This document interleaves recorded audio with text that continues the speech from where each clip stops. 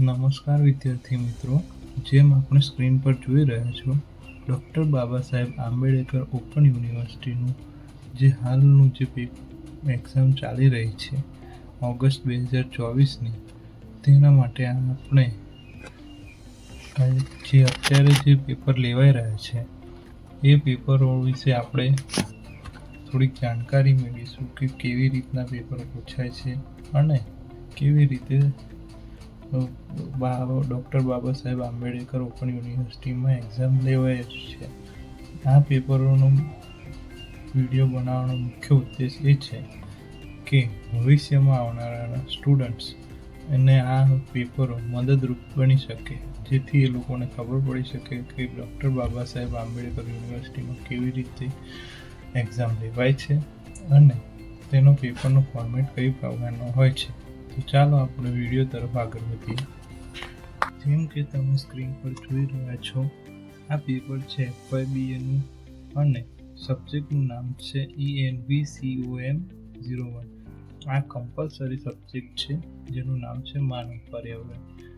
આ પેપર લેવાનું હતું 1/9/2024ના રોજ અને 70 માર્ક્સનું આ પેપર છે. તો ચાલો આપણે પેપર જોઈએ કે કઈ રીતે પૂછાય છે.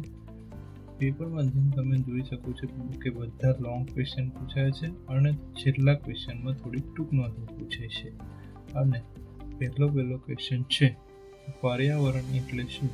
આપણે પર્યાવરણની ચિંતા કેમ હોવી જોઈએ, સમજાવો. બીજું, એના અથવામાં જે ક્વેશ્ચન પૂછાયો છે તે છે ભારતની આબોહવાનું વિવરણ કરો. ત્યારબાદ નિવસન તંત્ર એટલે શું, વિગતે માહિતી આપો.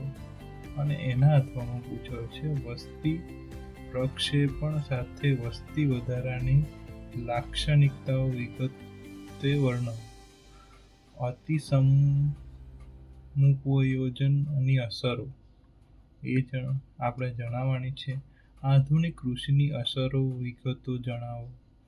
ત્યારબાદ સંસ્કૃતિ અને શહેરીકરણ પર વિસ્તૃત નોંધ લખો, જે આપણો ક્વેશ્ચન નંબર 4 છે, જેના અથવામાં આપણને પૂછાયું છે જૈવિક તંત્ર પ્રદૂષણની અસરો વિશે વિગતે માહિતી આપો.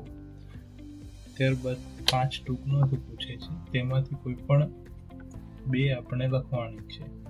વિદ્યાર્થી મિત્રો, ધ્યાન રાખો કે હંમેશા આપણને જ્યારે પ્રશ્ન વાંચીએ ત્યારે તેમાં શું માંગ્યું છે તેના વિશે ખાસ ધ્યાન આપવું જોઈએ.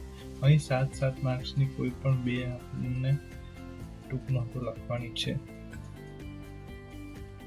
સાધનોના મર્યાદિતપણ, મીઠા જળનું પ્રદૂષણ, જમીનનું ધોવાણ, ભારતમાં જોખમી અવિશિષ્ટ વ્યવસ્થાપન અને ઓઝોન અવક્ષય